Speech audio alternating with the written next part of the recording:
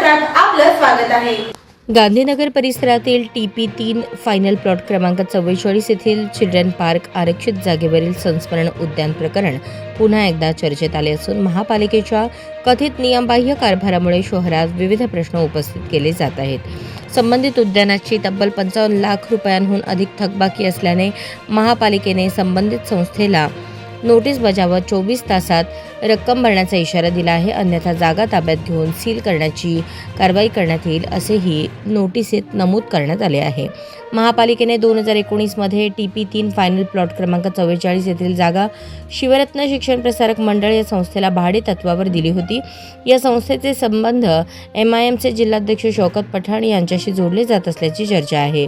मात्र संबंधित संस्थेचा 3 वर्षांचा ऑडिट अहवाल नसताना तसेच संस्थेच्या घटनेत अशा प्रकारच्या उपक्रमाची तरतूद नसताना देखील ही जागा देण्यात आल्याचा आरोप होत आहे। यामध्ये महापालिकेतील काही अधिकाऱ्यांच्या कथित भागीदारीमुळेच नियमबाह्य पद्धतीने निर्णय घेतल्याची चर्चा शहरात रंगली आहे।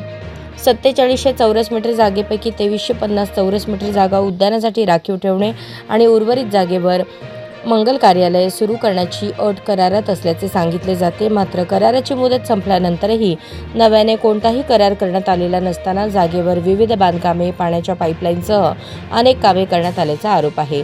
ही सर्व कामे महानगरपालिकेतील काही अधिकाऱ्यांच्या मदतीने नियमबाह्य पद्धतीने झाल्याची चर्चा शहरात सुरू आहे।